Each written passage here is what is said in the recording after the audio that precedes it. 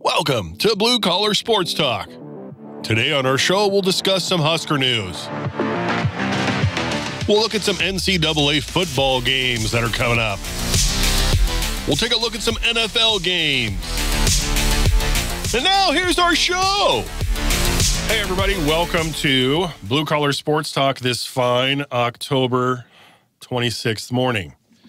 Let's jump right into it. James wanted to talk some Husker volleyball, so kick it off, James. Oh, man. I mean, hopefully in replays or live, whatever, everybody got to see that Wisconsin-Nebraska game because, woo. Amazing. Yeah. Crappy ending, but amazing. They grew up right before us. Yeah, and the way it ended, again, I know I've said it numerous times, is I don't know how the ref misses the net call to blow the whistle and have everybody celebrate. But there's that delay, and you have to wait for the replay. Yeah, what a silly way to win from like a missed call that you have to appeal. But 5 sets, oh, man. Honestly, that appeal at the end, though, when we were watching the broadcast, they were saying this is just almost like a timeout. Yep. Win or lose, he's just using this as a timeout. Yeah. But then he wins it on almost like a fluke, and it's like, oh. Did he actually know, or was he just challenging to challenge? No, he knew. They said the girls, right after the play, Ryder was doing like this, bobbing their heads because they said she was in the net. And Cook, I guess, didn't see it, but he believed the girls because there's like 3 or 4 of them saying it. So he challenged it. And obviously you see the replay, and you're like, oh, my gosh, that's like the most obvious net call. Yeah. How do you miss that? So I think they missed it just for the fact that the ball went so far and sailed, and they were already following the ball, and by the time the ball had gone past there, the girls had then came down, their backs into the net. So it was crazy. It was. You say it was a bad way to finish.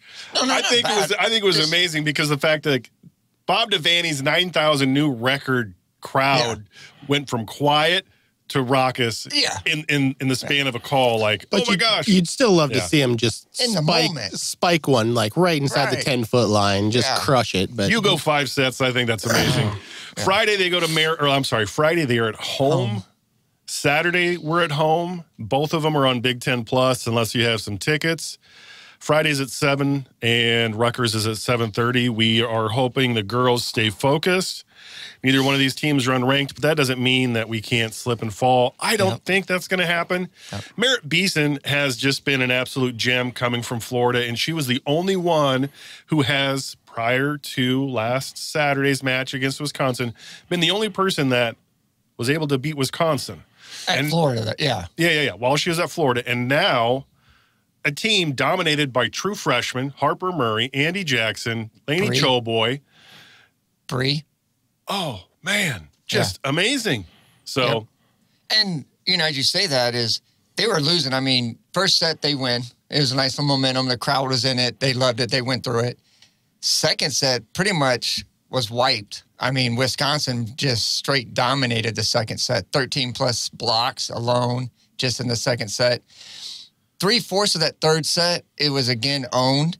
And then whatever was talked about around that 20-point mark, 20-23, somewhere in there where the score was, Nebraska started to get a little momentum. Like, okay, they didn't, they finished the set really strong, and that carried over to that 4th set. And I don't know if it was Beeston or Jackson or Krause. Somebody said something. Krause's hurt. Yeah, but I mean, when they do the huddle and their timeouts, I don't know something motivated them. They came out in the 4th set. Was a different team that I didn't see in the second and third. So, yeah, like maturing right there. Like I said, the young girls and the 5 seniors on the other side, 6'9", just straight block and everything. When I was watching that game, in their huddles even, they were relaxed. They looked like they knew where they were, they knew what they're going to do, and they're just relaxed. They're like, okay, we can handle this, we can get it. And it's a big win for them to come out and beat Wisconsin like that. Huge. Glad we got them at home first. Yeah. And Beeston, like you're talking about, got National Player of the Week. Not Big Ten. National Player of the Week after that game. When you knock off number 1, you better get National Player of the Week when you basically carry your team. She put us on her back. Oh, yeah. There was times when we stumbled, and she was like, I'm not allowing it. We're not going to have that happen. And her back row attack, to this day, I am just floored at how amazing she can soar through the air like Michael Jordan. And when you guys watch it, and I mean, the other teams will try it, that 10-foot hit is not easy. That is not an easy, setting it is easy. But coming off, you have to obviously jump behind the 10-foot line.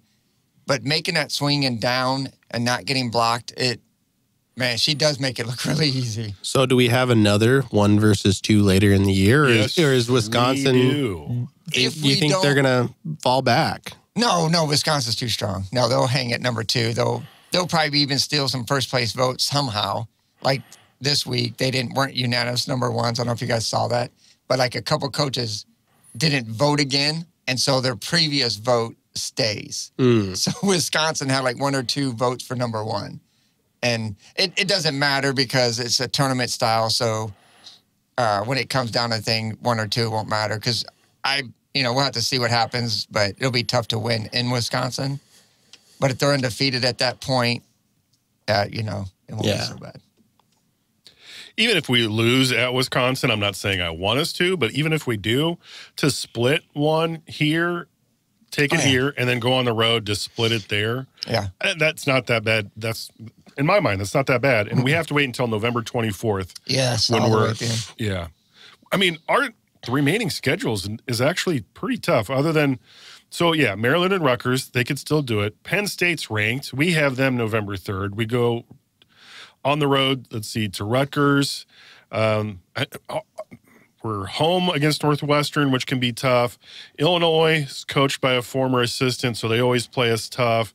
Michigan, Iowa, then Wisconsin, November 24th, and then the last final game of the season, Minnesota at Minnesota. So our remaining schedule is pretty stout. It'll be a testament of our team to take as many as we can. So stay healthy. Yeah. We know our volleyball team is going to go to the NCAA tournament. We are still hoping our men's football team get to a bowl game. To do that, we have to get past Purdue. Purdue is 5 losses and 2 wins against our 4 wins and 3 losses.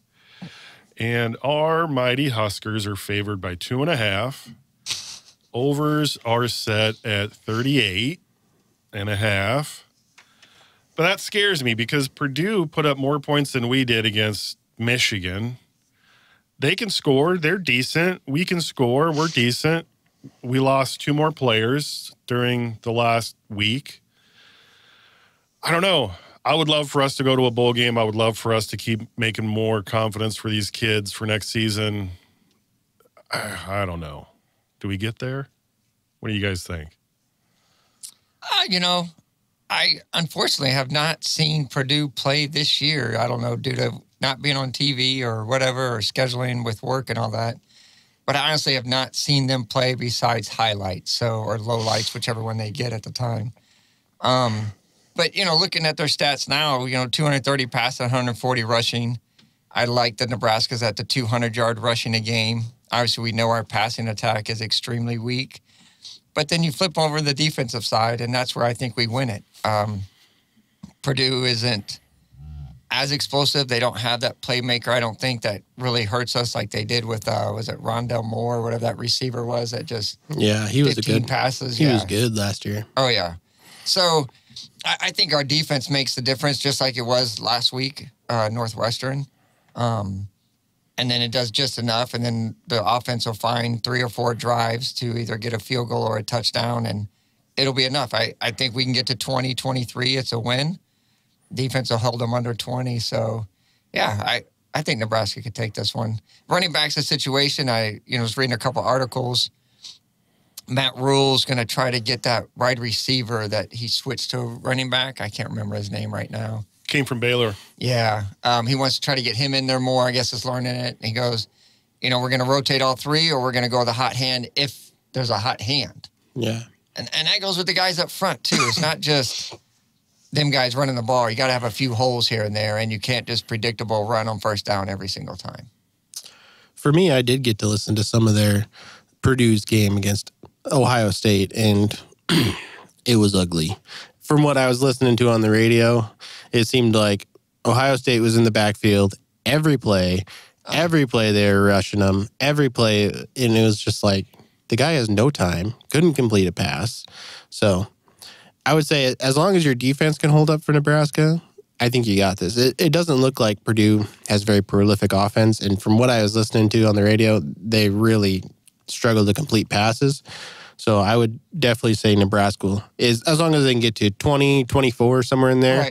Because it doesn't look like, honestly, Purdue has scored very many points. So they have one game where they scored 44. Everything else is 20 or below. Yeah. So, I mean, 20 against Syracuse, 19 against Illinois, or 44 against Illinois, but then, yeah. Yeah. So as long as you can get to 20, 25 points, I think you'll be all right. So I would say Nebraska, you just put a couple drives together, get into a rhythm, really start going, you'll be all right. I'm right there with you. I think Purdue is going to be outmatched against our defense. Our defense has allowed less than 80 yards a game in rushing. Yeah.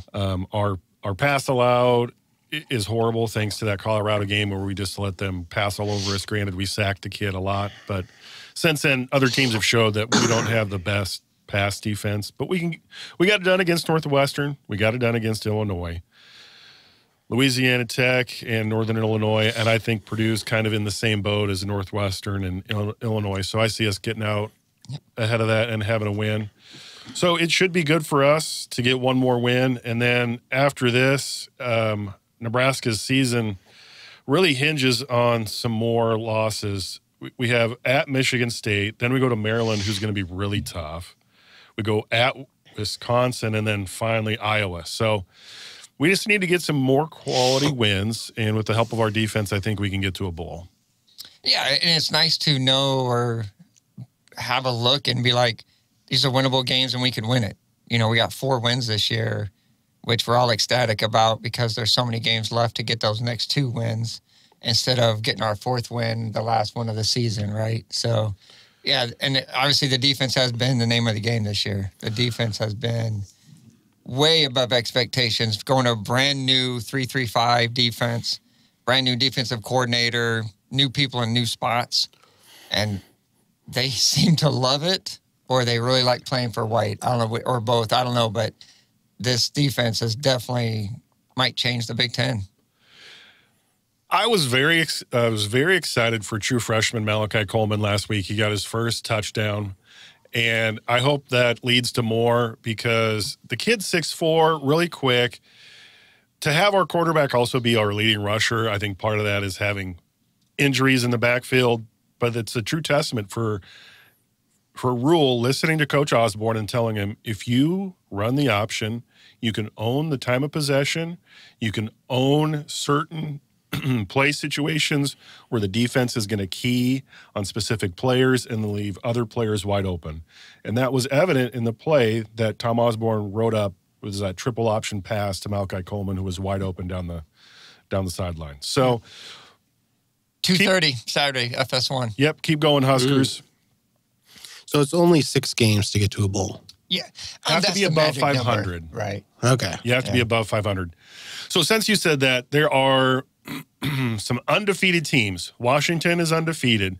James is sporting his Air Force jersey. They're undefeated. Ohio State is undefeated. And then James Madison, who moved up, they are undefeated, but they're not bowl eligible. They even sent a letter to the NCAA president asking for a reprieve of their what they call antiquated rules and bylaws about not allowing them to go to a bowl game. They have to wait 2 years. Now there is a caveat if there are they on probation? No, if you go up from because they changed divisions. Yep, you're right. They came up to the FBS. They were what was it, Division II or something? FCS, I think. FCS. There you go. Yeah. So since they switched, they're not bowl eligible for 2 years. Right. The caveat: if there aren't enough above 500 teams at the end, they could still get a bowl game. Right. But I just think it's crazy that the Charlie Baker NCAA president rejected their request for a waiver. You go 7-0. I mean, I think they deserve it. So anyway, it's silly. Moving on to another undefeated team, number 6 Oklahoma, who has proved sometimes it's better to be lucky. Oh boy! Referencing the Texas game. to stay undefeated. They're at Texas or Central Florida? Because last week, Central Florida. Yeah. Well, also Central Florida. I was going to say, so I forgot to mention that, but also so Texas and Central Florida. Central Florida, they were very lucky. I thought Central Florida was going to get them. I seriously thought they were. I don't think that's why they've gone any higher than number 6. They're at Kansas, who I think has a really good chance to do it, do something that Central Florida couldn't get done. Because, I mean, Central Florida is 31-29, and everything that I saw, they should have got them. Yeah, it was the 2-point conversion at the end. I wasn't a big fan of the play call, but they picked their best play. And, yeah, that game goes in overtime. Obviously, it's wide open, right? And Oklahoma should have won that game by 10 or 15, but to let Central Florida in that game that all the way to the end and have a chance to, talk about a little lucky. So what is it? Is it their defense is that bad, or is other offenses that good? Because it was a relay race against Texas. It was kind of a relay race against Central Florida. How many years has Central Florida been in the Big 12? Is this their first year? Yeah. Yeah. Is this just them not being really comfortable with a team that they don't play? Is it something that where, hey, we don't ever see these guys, unless we get to a bowl game, unless we get to the college football playoffs, how are we supposed to know what they look like? And, you look at a team like Kansas or Oklahoma State, they see them every year. They know what they're expecting. K-State, you're always expecting the triple option, kind of thing like that. That's a great question, but I'm wondering, this day and age, can you have that excuse with all the games that are available to you, or doing what Michigan does and having your staffers go and scout other games? Yeah. Okay, so you have the ability to go and get as much tape as you can on previous year's games. I'm thinking you would have the ability to do that. Your athletic department should be able to do that, I would think. Yeah, but there's a difference. If I play there, if I'm a junior, senior, and I'm lining up against Peter again, I kind of know his little twitches, his little things. Like we were saying when playing Kansas, okay, well, I saw you last year.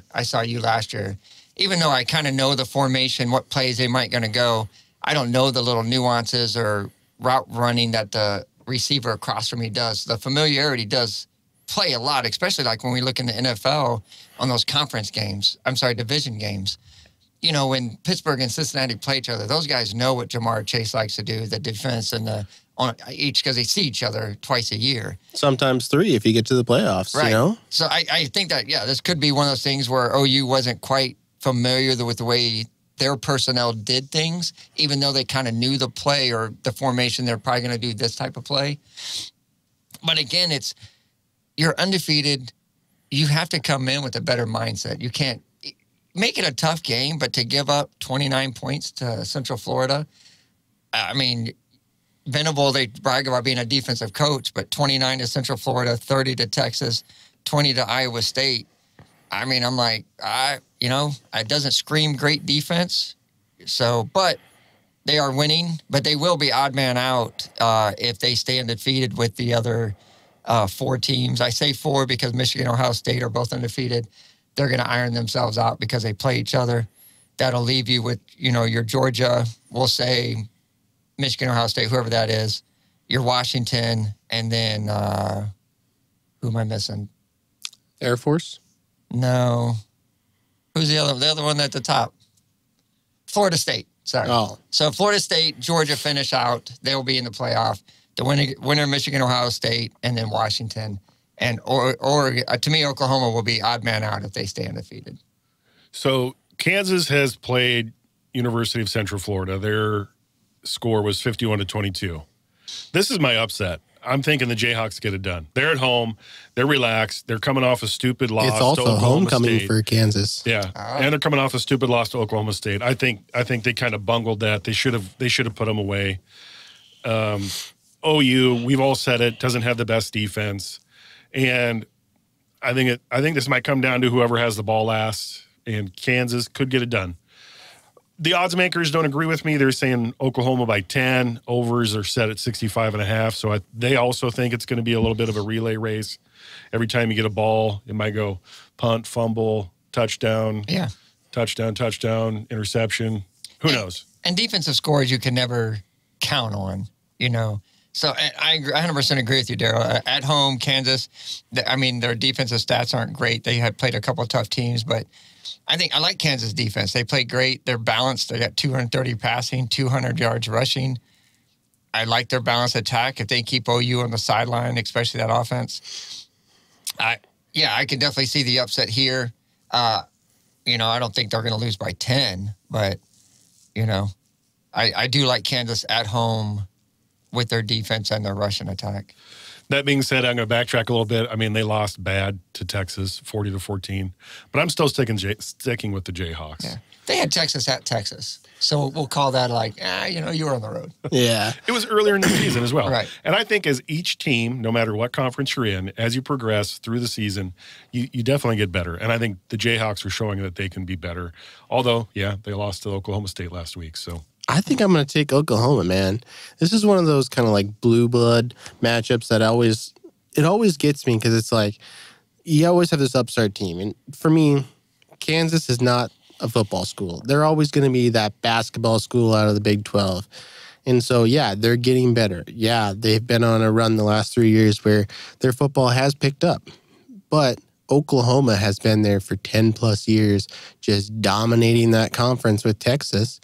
And until you come in and beat the big boy, I'm not taking you in any game. I'm sorry. Homecoming or not, I'm taking Oklahoma in this game to win because I'm thinking you got to beat them first before I even consider you in there to take it.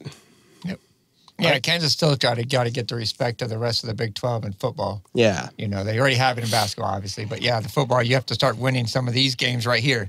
This game right here lets other teams know, oh, man, they're coming. Puts you on notice. Yep. So, two teams, both 6-1, Oregon at Utah. Talking about a conference that's tough, talking about a conference where all the opponents seem to be beating up on each other. Every week's like game of the week. It truly is. And this is going to be a battle. Both of these teams have amazing quarterbacks. They're coached by great people. They can put up a lot of points really quick. Oregon's total yards is off the charts. They're averaging over 550 yards a game. Utah, compared to 550, is a paltry 345, which is still really good. That was my tongue-in-cheek, a paltry 345. That's awesome, but it's the defensive side. So their pass yards allowed are almost identical. Oh, wait, they are identical. Yeah. And then the rush yards, it's 78 for Utah and 96 for Oregon. So defense is going to be a key factor, but they're going to score also a lot of points because the overs are set at 47.5. That's it? That's it. What? It's actually gone down because earlier in the week it was 49 and Oregon was favored by 7 a couple days ago. Now it's 6.5. Is Bo Nix not playing? Because I'm looking at his stats right now. Dude's got 19 touchdowns and 2,000 yards already. And one interception. One interception out of 232 attempts. Yeah.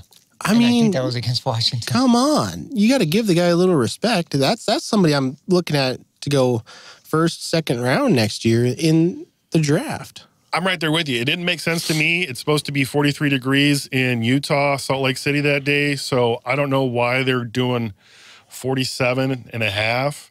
I think, even Utah has scored so many points. Utah won against USC, 34-32. They put up 34 points against Cal. Now, they lost at a close one against Oregon State, so maybe that's what they're looking at because that was a 21-7. And then they only had 14 against UCLA. Yeah, earlier in the season, 14-7 against UCLA. But Oregon, every single game, including the one they lost, they've put up 30-plus points.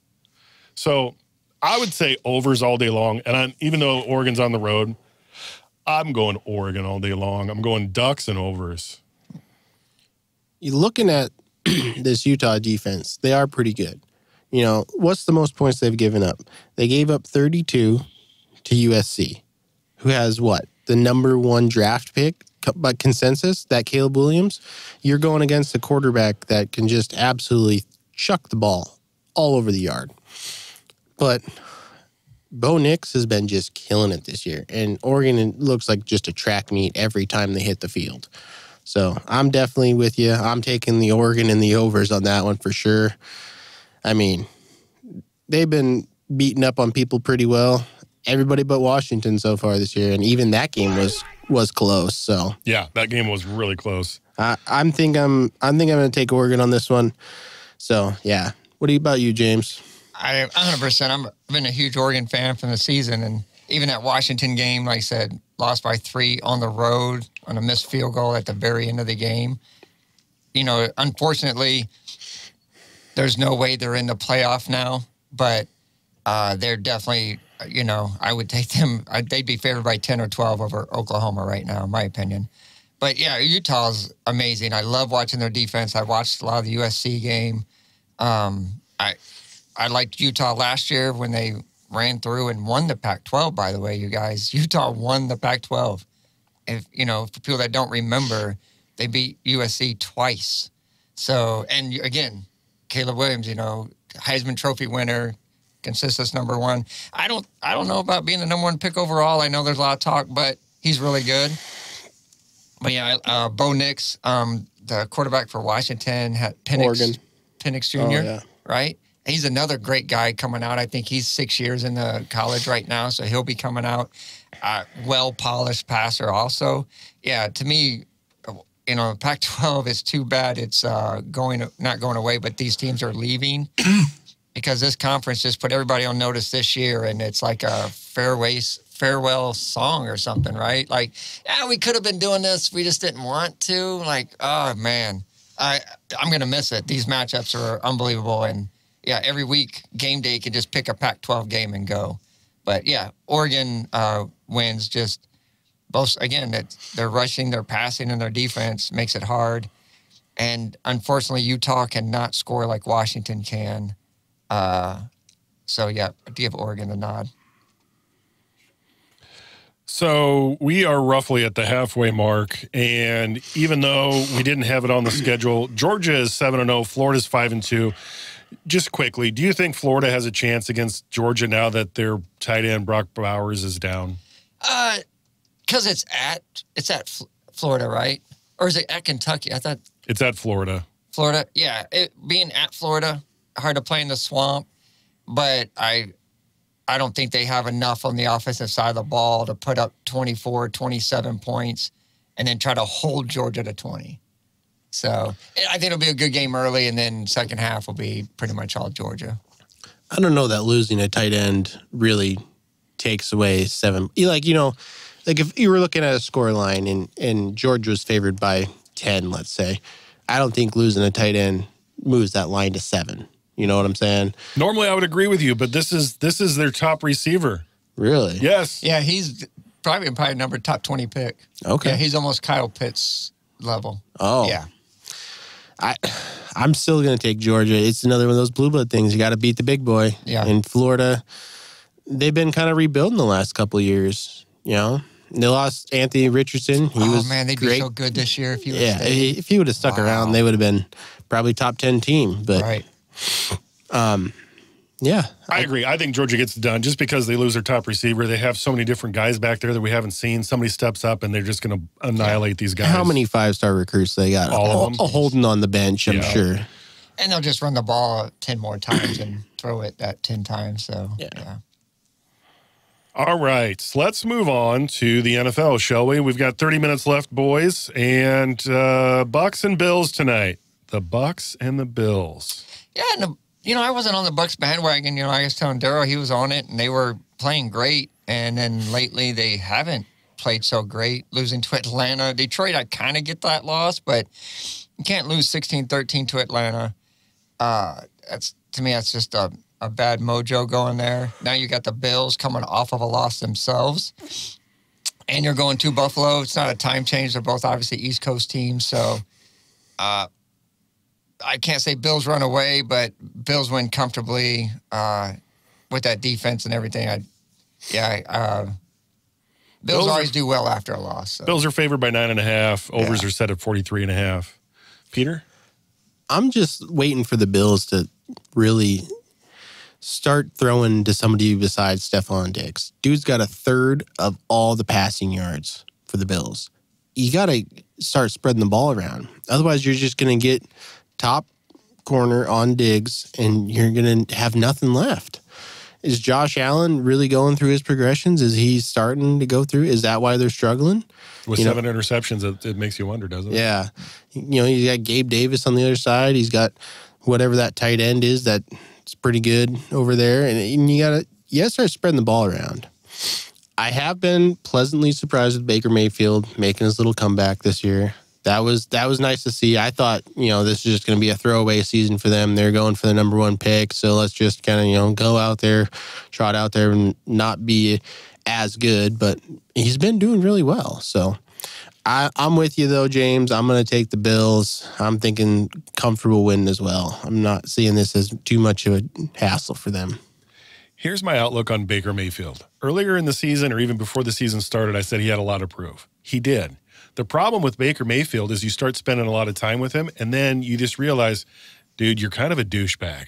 I don't like what you do, and I don't like what you say. So as the season progresses and he spends more time in the locker room with these guys, or time away, or during practice, and he lets some comments slip like, you're not better than us, or whatever it is that Baker Mayfield does to his team that makes them alienate him.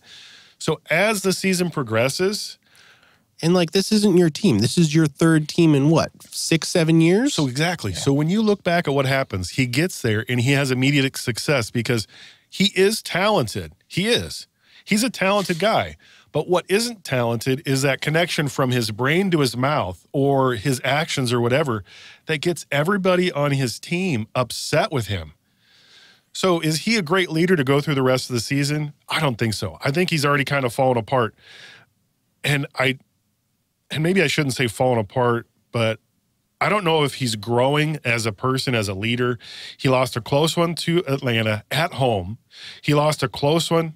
Oh, okay. He didn't even lose a close one to Denver or Detroit. Detroit beat him 20-6 and only managed 11 points against Philly. So the other ones, the win at New Orleans is not good. Chicago is not good. So I don't give them any chance whatsoever unless the Bills throw a bunch of picks. Yeah, at least 4. Yeah, they won't do it with 2 or 3. And on that Baker thing, it might, to me, when I see him, it's his victim of his own success. When he was in Cleveland, he starts to win and he starts hearing all the chatter, how great I am. And then I don't know if he doesn't put the time in or I can just go out there and do this every week and I don't need to really be prepared. And, same thing, Tampa. Things are going great. I must be great. I don't need to prepare. And maybe he's lacking he doesn't understand the success. You have to keep doing the hard work every week. Every week in the NFL is different, Yeah, so. Maybe that's what it is. Because when he came in, when he came into the Rams, that very last team that he was with, the Rams, he injected a lot of energy and he got them to win a few games. Yep. And at the very end of the season, right? It was. Yep. Didn't have enough time to get over the hype. It was also his second team in a span of, I want to say, 3 months. Right. So it's nuts. Rams at Dallas, noon Sunday. I don't see this being a problem for the Cowboys. James, what do you think? I 100% think it's going to be a problem for the Cowboys. Right now, just offensively, and I know, I'm not a huge Dak fan. He has issues even watching the game last week, they got the win against the Chargers, but again, offensively, it's not putting it on McCarthy. The play calling is fine. Its execution is terrible. You can't run the ball. They got the trade deadline, and let me flip back. Bills, if anything, they might want to get a wide receiver if they don't like it. I love Gage, but for whatever reason, he's not over there. But they're going to make a move. They need to trade for a wide receiver, right? Dallas, if they're not going to get Pollard going or make sure that, I don't know where the Pollard was from last couple of years that was getting all these nice little runs. Now they can't get him to get a run. They're running the ball, I think, is what hurt Dallas offense all year. They're running for 120 a game. Rams are giving up 120 a game, so that's a wash. But Rams giving up 220 passing. Dallas throws for 220. So, again, it's going to be a very low scoring. Rams always play the Cowboys tough. Stafford knows this. this team inside and out. If Dallas wins, it's a squeaker. I mean, it'll be another field goal. Luckily, that kicker is amazing. Talk about giving out an MVP early to Dallas right now. Give it to Aubrey. The dude has been kicking. Matter of fact, he can set a record. He has 16 straight. The record is 18 straight field goals starting a career. So if he makes 2, he ties the record. So hats off to him for keeping Dallas in games and having a couple wins. But to me, this is a squeaker, nail biter to the end. A lot like the Chargers game, in my opinion. So last year, the Cowboys cut Maurer, who is a former Nebraska place kicker, went to the Rams. And this last week, the Rams said, "You got to go. You're not hitting them." So this is one of the reasons why I think Cowboys don't have a problem with the Rams. Even if it is close, the Rams don't have a place kicker that's tried and true. Odds makers say Cowboys by 6, and I think that's an easy 6. Peter? I'm actually taking the Rams on this one. All right. I'm gonna be the voice of dissent here and just say that you got a good 1-2 punch with the Rams in their wide receiving core. You know, Paco Nakua has been 3. Adding Coop. Oh well, Yeah, I was gonna say Paco Nakua in that Cooper Cup. Yeah. But then also Tutu Atwell's been killing it, and Tyler Higbee at tight end's been killing it. Yeah. So I mean, you got 4 guys that are just running great routes, getting good yards every single week. And Matt Stafford is one who can make those throws. You got a good quarterback back there. So, I mean, I'm going to take the Rams mainly because of that offense, but also because I don't trust Dak in the big games. He just doesn't seem to prove it. Like everybody... you see a lot of pundits, especially on TV and stuff, that are, praise Dak all the time. And it's just like, I just don't see him as this quarterback that all you guys are talking about. He's not as good as, from my eye test, he doesn't look as good as some of the other guys. And it's like, if we were going to give them letter grades, Dak's a B- C+ guy for me. Like, I'm not looking at him as an A. I'm not looking at him as a B+. Who has more interceptions, do you think, Stafford or Dak? For career? Right now, this season. I would say Stafford because he slings it more. What do you think? Just off the top of your head. Dak only has 5, so I'd have to say Stafford. He has 4. 4, okay. So Stafford has 6, 7 touchdowns. Stafford has 1,900 yards compared to Dak's 1,300. And you're right, he does sling it. He has attempted 256 passes to Dak's 190. Right. I said it before the season started that the Cowboys are going to miss Kellen Moore. And they do. So I'm still sticking with the Cowboys against the Rams. I don't think that they can get it done. I don't think they have as much firepower. I think when the Cowboys defense clicks, it clicks really well. And they're they're coming back from that road victory against the Chargers. So that's why I'm going with is momentum. But if Stafford gets hot, watch out. So you could be right. Another noon game, Jags at Steelers Sunday. We'll start with you, Peter. What do you think about this guy? The Jags at the Steelers. I've been impressed by the Jags this year. I mean, they're looking at, making the playoffs this year. And Trevor Lawrence is coming along nicely. Finally got a good head coach to bring him about. And so I would say I'm not really a fan of the Steelers this year. They have not been playing well at all. And Mason Rudolph, is that their quarterback? Or who they got? Pickett. Pickett? Kenny Pickett. Like, seriously? Do we think Kenny Pickett's the future of the Steelers? Honestly? Come on. I don't. You got to go get a guy who's going to be an A. And he's not an A. You look at Trevor Lawrence. Trevor Lawrence has the possibility to be an A. We've been talking about him since he was, freshman, sophomore in college. Dude's really good. So I will take Jacksonville in this one. I'm thinking they'll make a good run and probably score a bunch of points here. James. Yeah, I agree. Pitt is one of those accidental 4-2s. I don't know if you guys remember a couple of years ago, they went undefeated. Were like 8-0, 9-0, cruising through the thing. Had a lot of, I can't say lucky wins, but close wins, and then lost. I think they made it all the way to like 10. And then they lost like 5 games in a row. Right, then they fell apart at the end. This is what, I mean, they don't even have 100, they don't even have 90 yards rushing a game. As a Pittsburgh Steelers fan, I'm not. I'm just saying, if you're a Pittsburgh Steelers fan and you know the black and yellow, it's all about the Jerome Bettises, the power up the gut, run it, blah, blah, blah, blah. 81 yards a game is what they're running for. Passing for 212. They got blown out by Houston, but squeaked out a win against Baltimore. Squeaked out a win against Cleveland, who I think has one of the best defenses in the NFL, 26-20-2. 26-22. And they beat the Rams last week, put up 24 points. And I kind of agree with you, Peter. I don't think Pickett's an alpha. I think he is a really good quarterback. He has solid weapons. But how are you putting up 24 points with 200 yards passing and 80 yards rushing? It confuses me when I see the final score each week and Pittsburgh wins. Jacksonville is a different animal, though. They score points. They're almost a 30-point machine, 28, 20, 29 average, I believe it is. 230 in the air, 115 on the ground. They only give up 80 yards rushing. So Pitt's not going to be able to run on this defense. I think they get in Pickett's face, even though it's on the road. I don't know about the weather. Jacksonville, obviously, a warm weather people. And it's in Pittsburgh.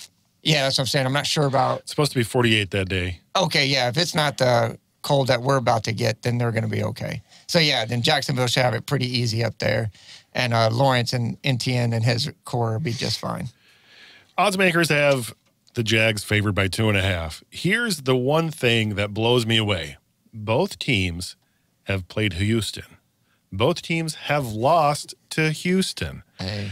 That is one of the most weird things I don't get about both of these teams, because in my mind, I think both of them are better than Houston, but Houston has beat them. Pittsburgh has beaten the Rams, the Ravens, and Cleveland. And the Jags have beat Atlanta, Buffalo, the Colts, and most recently New Orleans. I'm going with the Steelers. Everything on paper says it should be the Jags. Steelers are at home. They have a great coach. They should get it done. They don't sometimes because of obviously they lost to Houston, but that's just where I'm going. Steelers at home. The Browns at Seattle, 3:05 Sunday. Who wants to take this one first? I'll go real quick here. I like this game a lot. Again, I think the Browns have one of the best defenses in the NFL, led by Myles Garrett. We all saw what he did, jumping over the pile to block a field goal. The hops you have to do, not touching a single person to get a flag. Going into Seattle will be a real test. And I am confused on the whole Deshaun Watson thing. I don't know. I heard he was cleared to play. I think he's out, though, this week again. Yeah. And he's now keeping himself out. He was cleared to play like, oh, yeah, he's healthy. And then he says, I'm really not healthy. But you have a winning team. It's not like, now I could see if they were on the flip side of this. They were 2-4, not 4-2. They were 2-4, and he's like, man, I'm not going out there and get hurt for these guys. I'm cashing it in. They're 4-2. You're tied for your division lead. This is a huge game for him. But again, yeah, you're right. I saw the same thing. He's going to be out. They're going to play the backup guy. P.J. Walker, is that? Walker, yeah, thank you. He did extremely well. I mean, like I said, it got him to the game last week. Seattle's really good. I wasn't high on them going into the season. Still not that high on them. I think the Browns gets after them. I like Seattle's wide receiver, Bobo. He's one of those undrafted phenoms that are just tearing it up. But I'm going to take the Browns on the road without Deshaun Watson. I'm thinking this is just going to be a defensive slugfest because both of these defenses are just stout. And, you got really good rushing from Seattle with that Kenneth Walker III. And I just don't think you're going to end up with a game that's going to be very high scoring. I'm thinking you probably get 17-10, 17-14 kind of score out of this. This is going to be just a low scoring 3-and-out, punt kind of game. 6-7 punts each team. Yeah. I mean, whoever the punter is, get your leg warmed up because you're going to have a dead leg at the end of this. But, I don't got a feeling on this game one way or another, but being as Seattle's at home, I'll take them in the 12th man to win this one. I would say it's just a close one, less than 3 points, though, probably. Yeah, I agree. I'm also going the home team, again, just for the fact they're at home. Odds makers have Seattle favored by 3.5, overset at 38. So I think we're all kind of on the same page. It should be a defensive battle. But I think Seattle gets it done. And James is thinking Browns get it done to continue. Yep. Who can get it done at 3:25 p.m. on Sunday when the Bengals go to the Niners? And just a heads up, they just said it looks like Purdy's not going to play. Darnold is taking all the snaps, and it looks like he will be the one to start this week against Cincinnati. And, Sam's another one of those Jets quarterbacks that didn't get quite groomed very well coming into the league. He has a strong arm. He has a skill set. And he has weapons galore on a 49ers offense, right? Cincinnati, to me, I've been down on them. Obviously, they're 3-3. They need this win more than the Niners if they want to get back in their division. But again, Cincinnati's rushing for 70 yards a game. Seriously, 70 yards a game for Cincinnati. I don't like their running back. I liked him for the first 2 years, and then now I'm like, they should have drafted one 2 years ago. They're giving up 140 on the ground, and you have McCaffrey coming to town. I'm sorry, it's at San Francisco, and you're going into the Niners where you got McCaffrey. I think with Darnold being the quarterback, they might go a little run heavy. Yeah. Unfortunately, with the family Cincinnati fans we got, the Niners win this coming off a loss. Actually, they lost 2 in a row, didn't they? Yeah, they did. So, yeah, they lost to Cleveland and Minnesota. But they get a get-right game here against Cincinnati. I hope I'm wrong. Maybe Burrow and company can actually light up that defense, but I don't see it. Watching Cincinnati the last couple of weeks, the offense has started to click. And Joe Burrow, really early in the season, was just terrible. Absolutely terrible. But now he's starting to sling the ball a little bit, get a little more comfortable. It kind of seemed like he had an injury at the beginning of the season, and now he's kind of getting over it. I'm looking at this. Deebo Samuel's out. Brock Purdy's out. So you got Christian McCaffrey, George Kittle. Ayuk, Brandon Ayuk. Yeah. You got a couple of good weapons, but the question is Darnold going to be comfortable enough in the pocket to actually sling the ball?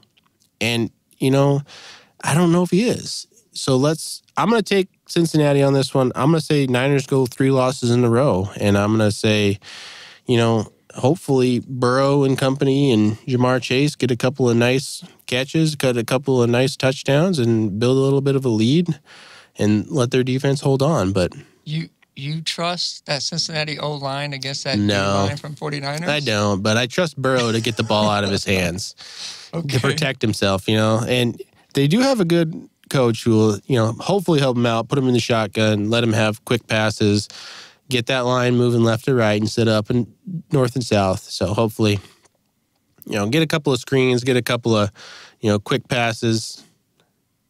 Yeah. Okay, so James made a great point that defensive line should have an easy day against Cincinnati. Okay, so where was that at Minnesota? Okay, they pressured Cousins a lot, but they still came out on a loss. They pressured Cleveland a lot, but they still came out with a loss.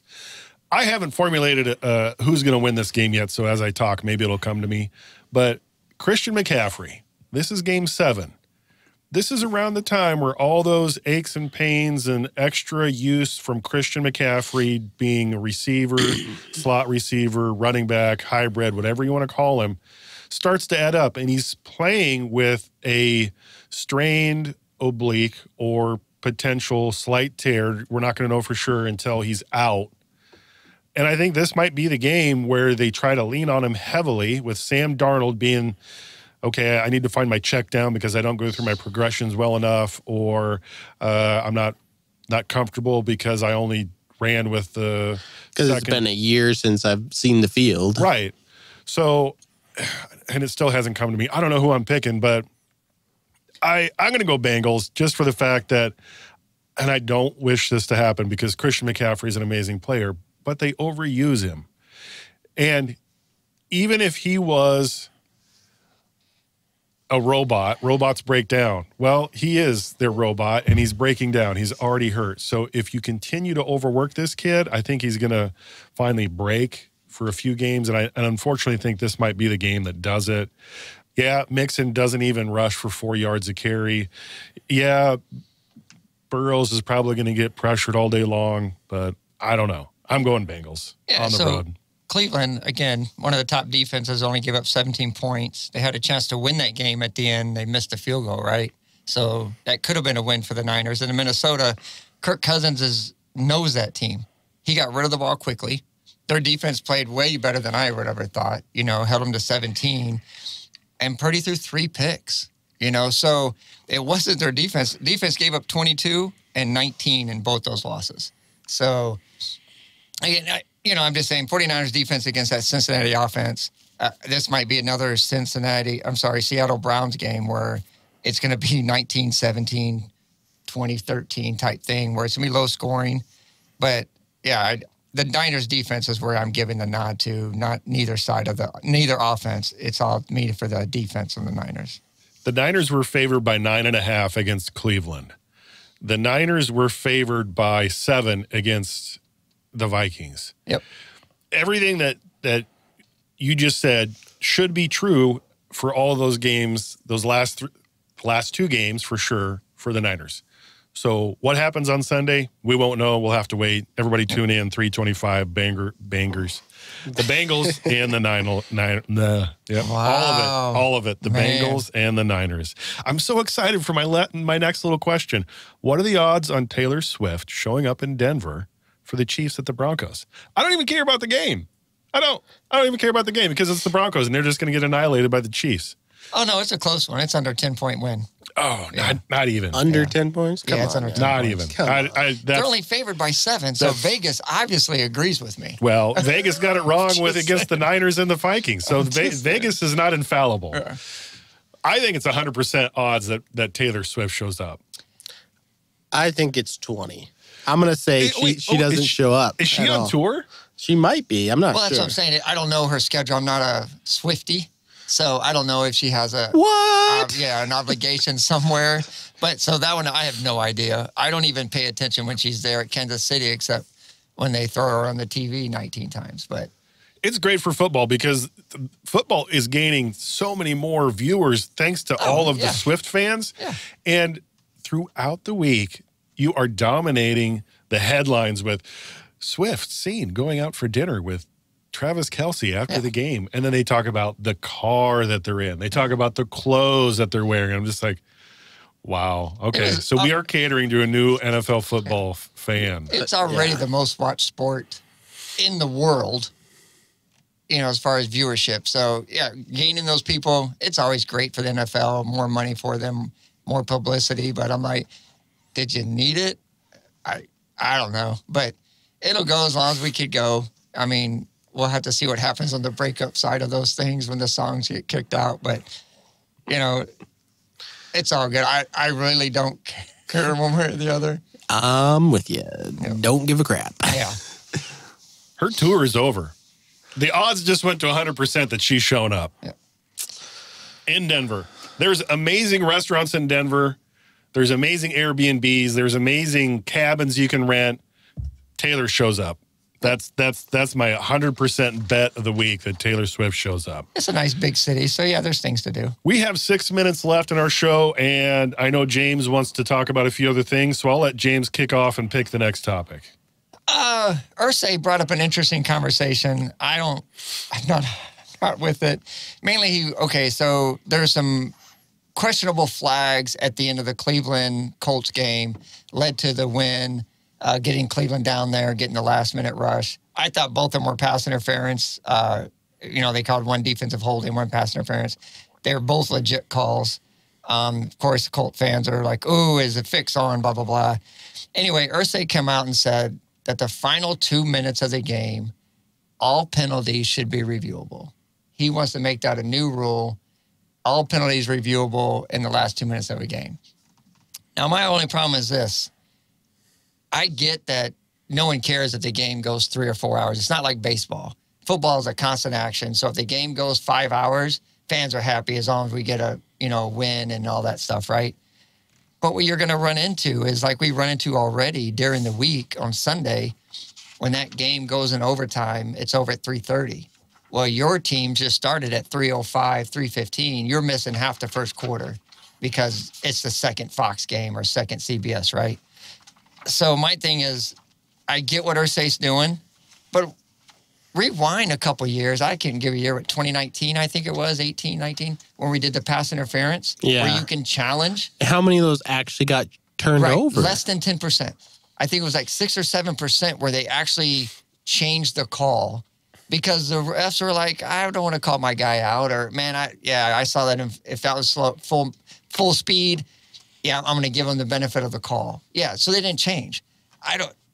When they replayed those during the game against the Cleveland and Colts, I was like, dude, he legit grabbed him. How many times with what you're saying though, like if you were to review every play for a penalty, how many holding calls are we getting? How many chop blocks that were missed or little trips here and there, or while we're blocking, all of a sudden my hand went in his face mask for 2 seconds. How many of those calls are we going to end up with? And all of a sudden you're going to have, it's 1st and 35 from the, whatever line. Yeah. And then all of a sudden the next play, now it's 1st and 5. And it's like, wait, what? You just got 30 yards on penalties. Yeah. And again, in my whole thing, me and my boys talking about it, a lot of games aren't decided like that at the end. You have a few, like obviously the Cleveland Colts game. Majority of them finish just fine, and we don't need to be wasting time. But even if I'm down by 14, right, you need to review that holding call. I don't think that was holding. And now we're wasting time with a minute 20. I'm down 14, but I want that play reviewed. Right. So anyway, I'm hoping it's not gain steam. I guess it's been talked about a few times at the owners' meetings. Again, it's not about slowing the game down. It's just about the next game that comes on. And like you're saying, how many calls are we going to make up? And here we are. We're not even moving the ball because I wouldn't mind seeing a pilot program of this in the preseason. Or hey, how about the Pro Bowl? Let's see how this looks in something that doesn't matter, right? I don't need this in the regular season though. Let's see it in the preseason. Let's see it in the Pro Bowl, and then let's go from there. Let's make our decision after that. Depends on who Irsay gets on his side. I mean, the owners basically run the league and set the rules. So this makes me think of a Vince Lombardi quote: "We didn't lose the game. We just ran out of time." Right. We're almost there. We have 2 minutes left. Hit me with the Today in Sports. In 1993, today, the NFL awarded the Carolina Panthers the new expansion team. Obviously, they came in the league in 95 with the Jacksonville Jaguars, but in 93, 2 years prior, the NFL announced that Carolina would get their expansion team. And we got the World Series going. We didn't talk much on that. 2 teams that probably shouldn't be there that are there. Great for the Rangers and Philly. But in 2000, the New York Yankees win the Subway Series 4-2. You just said Phillies. It's Diamondbacks. Oh, my gosh. You're right. Thank you. Yeah, you're right. Because, again, Philly should be there. They shouldn't be there. Should be Philly Stros. It should be the Braves, but... Right. So, yeah, we got Rangers and Diamondbacks. But, yeah, the Yankees win the Subway Series back in 2000 with Derek Jeter getting his MVP. And then one last one. So it's 2018. A quick question for you guys. Guess the score on the longest game in longest World Series game by innings and time. Longest World Series game in innings and time. Right. Just kind of throw out a score what you would think it would be when it's pushing 18 innings. 14-13. Darrell? Or 1-0. It's one or the other. It's one extreme or the other, right? 2-1. Yeah, it was 3-2. Right. So 18 innings, and the fans got 5 whopping runs, 7 hours and 20 minutes, by the way. Yeah, it's Red Sox Dodgers, right? Just think if you took your significant other to that. Oh, my gosh. How many hours is she sitting there before she tells you, we're going home? Yeah. Right, yeah, hour 4.5. You think you'd make it that far? Right, well, it's not even game clinching. It's the World Series, so you got to sit there. And it was a Max Muncy walk-off homer. So, yeah, wow. 7 hours, 20 minutes, 18 innings, and you got 5 runs. Hey, there's our hour. I also want to talk some NBA just briefly. the Spurs have the number 1 pick, and they've already been trying to compare him to LeBron's opening season. Completely different player than LeBron. Yeah. And he is an amazing kid. So Friday night, the Spurs get to play Houston at home. Imy's team is looking kind of disheveled. He doesn't have very many playmakers on his team. Houston at San Antonio, 7 p.m. That's a Friday game. Friday matchups, you have Miami at Boston. That's a 6:30 ESPN. And then a late one, Golden State at Sacramento. 2 of the best offenses from last year are going to meet each other early. That's an ESPN 9 o'clock. But tonight, you have Philly, who's kind of a wreck thanks to James Harden, going to Milwaukee. Milwaukee got a bunch of people to come in. That is a 6:30 TNT. And then Phoenix at L.A. So L.A. started with Denver, and now they're going to be at home against Phoenix. I think L.A. starts 0-2. Both of those are TNT. Love the TNT guys. Peter, any final thoughts? Not today, man. All right. One thing on that number 1 pick, Vic, I said it when we talked about him going that number 1, and we were talking about what he can do for the Spurs, and he was tall and lanky. Foul trouble would be an issue, and it was. Last night he had 5 fouls. He played 15 minutes for the first 3 quarters. Had a solid fourth quarter. But 7 minutes, 7 minutes and 7 points, something ridiculous like that when he came back. But you're right. Foul trouble was huge for him. Yeah. So he just got to get more control, hold his ground a little bit more. No more leaning over. It's more the reaching. So anyway, he'll something have to mature with. I definitely don't see him compared to LeBron at any way, shape, or form. But everybody's doing it because that's what sports writers do to justify their job. But when you have to, how about a similar style player? You look at LeBron. Kevin Durant, that's what I'd say. Look at Kevin Durant, because I think he's a little bit taller guy than Kevin Durant, but his game is very similar. Right. You look at LeBron. LeBron moves up and down the court a lot better than what Victor does. Mm-hmm. And it's like, when you get to that height, you just don't move as fluidly as what like LeBron at 6'8" does. Right. Or Porzingis. So exactly, great point. I think he's closer to a Porzingis or Kevin Durant. Tim Duncan. Or Tim, I would lean more towards Porzingis, because what Peter is saying is he's not as fluid and he's not as dynamic moving up and down the court. He can do some funny stuff. If you watch some highlights, he nutmegged a guy, dribbled between his legs in preseason, and he can make some people miss. I think it's going to come up in blocks. He's already blocked 3-pointers from people because of that 9-foot wingspan of his. Mm-hmm. And he has such a high ceiling as far as where his game can go. Yeah. Let's just hope it doesn't get bogged down by injuries. Because that's the other thing. Being so tall, they say he does a lot of workouts that are unconventional because he's trying to keep his strength up and his core up. And that's good. But, you're playing against big men in the NBA who will take the ball right at you and go right to your chest. Yeah, they're going to look to hurt you. Right. Yeah. Because if they get you out of the game, guess what? It's easier for them. I don't know if he's as overhyped as Bol Bol, because Bol Bol is roughly the same, close to being the same height. Right. But I think he's better than Bol Bol. I agree. And again, we'll see what happens. I'm not going to say rookie of the year, but he's definitely better. Well, yeah. Oh, and Chet Holmgren played last night. We hadn't seen him, since he graduated in the G League, but he looked pretty good, decent last night. So that's it for Blue Collar Sports Talk. Hey, guys, have a good day. That was Peter. See you. James, go watch some sports.